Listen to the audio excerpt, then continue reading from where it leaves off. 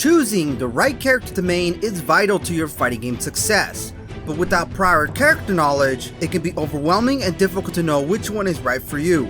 Don't worry, in this video I'll give you everything you need to know about these characters and the things you need to consider when picking a main character. Welcome to my video on how to pick a main character in Mortal Kombat 1. What is going on, guys? My name is Mad Dog Games, your fighting game sensei. Welcome to my beginner tips series, where I will help you figure out how to get started and overcome the common problems new players face. This is the first episode in the series, and I'll be making plenty more, so subscribe to not miss out. And be sure to stick around to the end of the video because I'll be announcing the next topic video for the series. Let me know who you guys decided to main and why. Is it because of their looks, their playstyle, or because they're really easy to use? For Mortal Kombat 11, y'all left amazing responses and it made it really fun reading them all. Let's do the same for this game. With that being said, let us get started. My first advice I would give you before anything would be to ask yourself the reason why you wanted to main that character. Is there a specific goal, fun factor, or because you want to compete at a tournament level, or simply because there's something else? So my first tip is to state your reasons. The way you can look at this is either by number 1, picking an easy character, 2, playing your favorite hero, 3, choosing a character based on their playstyle, 4, choosing a character based on a tier list. Now, you could go for the most common types of reasoning, those being based on first impressions, whether that is based on looks, design, or other, being those characteristics and fun factor, and fandom. Being able to answer this will help guide you in the right direction for picking a main. And you're going to have to think very carefully because the character you will pick will affect your experience and learning curve. And we will cover this in a second, but this is important if you want to have the smoothest experience of learning fighting games. Your journey can either be an easy and fun one, or a tough and overwhelming experience. Let me break down each of these reasons so you understand what I mean. So let's say, for example, you pick a character that is easy to pick up. Most of the time, choosing a character that is easy to play are people who wanted to jump in and play right away. So you pick a character like Scorpion, who is easy to understand when it comes to his game plan, and you play online right away. This means your learning curve will be much more linear compared to other characters on the roster. This is also the type of character that will help you understand the mechanics of the game as well, which will greatly benefit you in the long run. Now let's say you decide to pick a character that is your favorite hero, someone that you've been watching their gameplay trailers or story mode and lore, and that character has caught your eye. They are now your favorite, so you pick a character that is your favorite hero. You're willing to commit no matter what type of character they are. Your learning curve will be more intense at the start since you have to accept and adjust to that character's mechanics, tools, and attacks, which then means you'll have to put more time into learning that character and mastering their gameplay. Let's say you pick a character based on their playstyle. You don't really care about the character's looks and are more interested in learning the mechanics and gameplay. You're the type of player who's been playing fighting games for a while, so you already know what you're looking for. So you pick a character like Johnny Cage, who is a Rushdown type character and excels pressuring the opponent. You like him because he also has flashy combos. Your learning curve will be easier at the start since you know your strengths and what you're comfortable with. But just like learning any character, it would also take you almost average time in mastering that character. The next possible reason would be picking a character based on a tier list.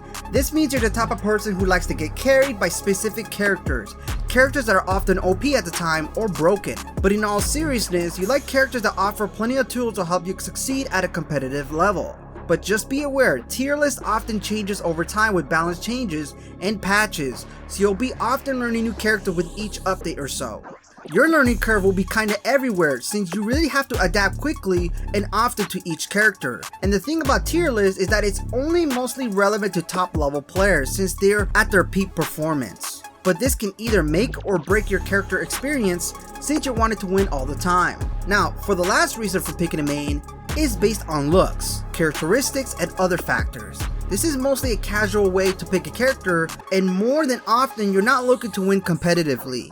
You're here to have fun and look at the positive qualities for selecting that character. Or maybe you main a character because you're a fan of that actor, which I call a fandom.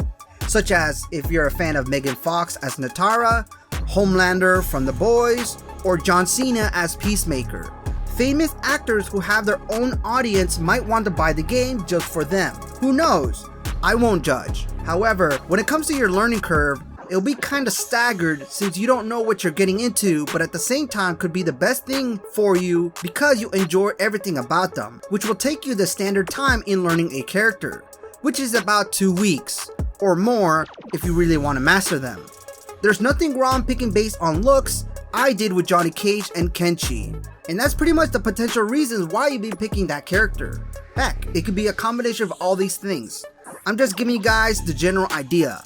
But now that we got the first step done, the next step is actually consider the character playstyle. So the second most important thing that you must ask yourself now is this playstyle right for me? If you commit to a character based on looks or anything else, you can skip this step. But for the rest of you, in a game where mechanics are important, playstyle is the biggest factor when deciding on a main. So decide what playstyle is right for you and choose a character that fits that role. With such a large roster to choose from, there will be playstyle that you might like.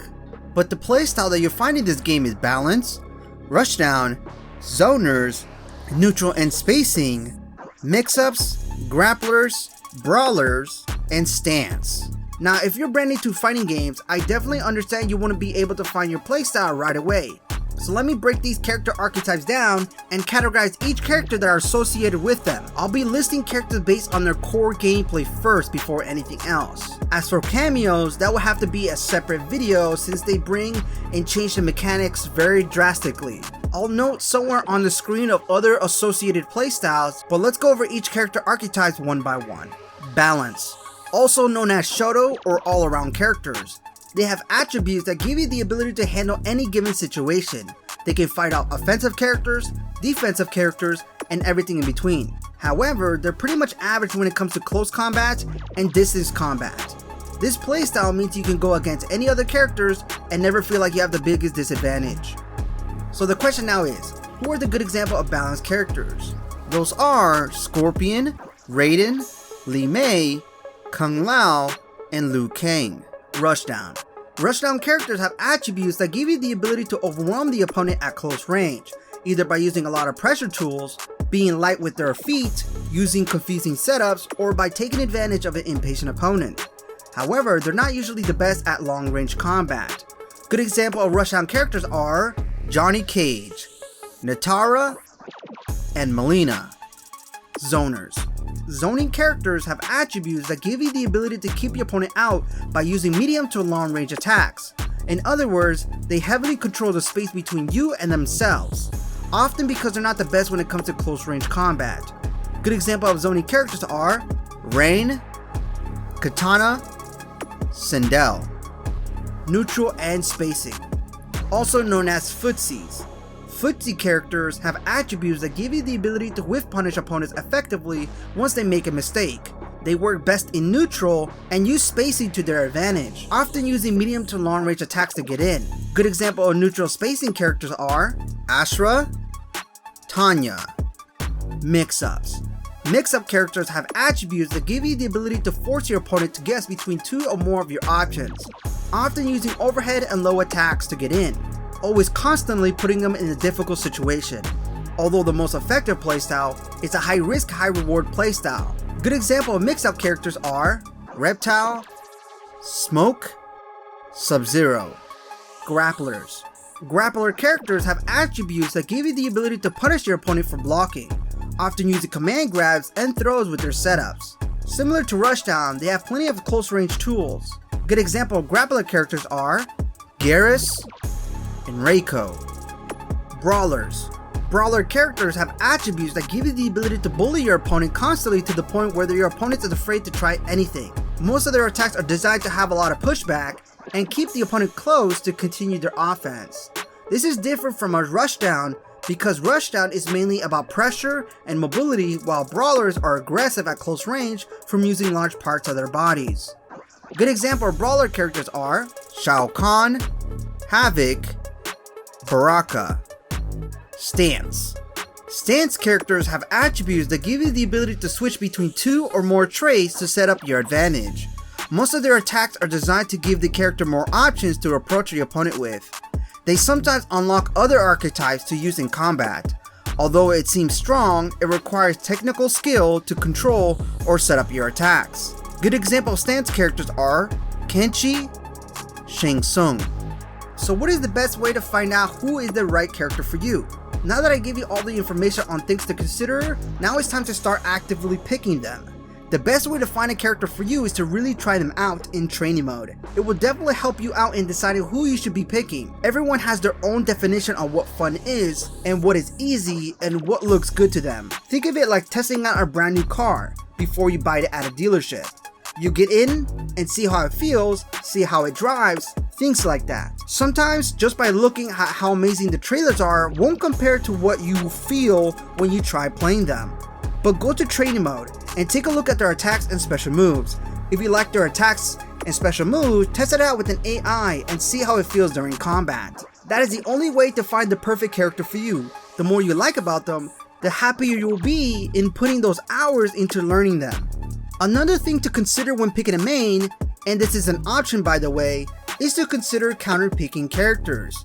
But what is counter-picking? Counter-picking is technically being aware of your opponent's archetype and selecting the best character that has the best advantage against their character or playstyle. It is an essential and important strategy in any fighting game, and that's mostly due to the fact that one character can be strong or weak against certain matchups. You want to avoid bad character matchups because in some cases, if you don't, then you have to try twice as hard to win even if you guys are equally skilled. Sometimes it's about having the right tools for that situation.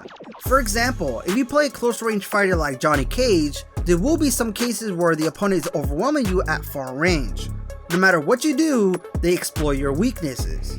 Characters like these tend to not do very well at far range. The best strategy if you're not able to adapt is to switch a character that can fight them. But here's a warning, just because you counterpick does not guarantee you a win. A successful counterpick will simply give you an edge on your opponents. It is up to you to be ready and take advantage of your tools that your character offers. Maining more than one hero is definitely okay, and better yet, I would highly recommend maining 3 or more so in the long run, so you're prepared for what is thrown at you. If you still haven't decided on a character, hopefully this video will help you in the right direction. At the end of the day, it doesn't really matter what character you pick. If it makes you happy, then that's great, that's all that matters. But if you're looking to play fighting games seriously, these are just some tips that can help you start out. For my next episode of the series, we'll be covering the top 8 common mistakes every beginner makes in Mortal Kombat 1. Eventually, I would like to make a how to pick your cameo characters video in the future, but as of now, with the game being brand new, we need more time to study up on how drastically the cameos will shape up the mechanics. Anyways, for more beginner tip videos, subscribe to my channel for more content. As always, thank you guys so much for watching. My name is Matt Games, and I'll see you guys next time.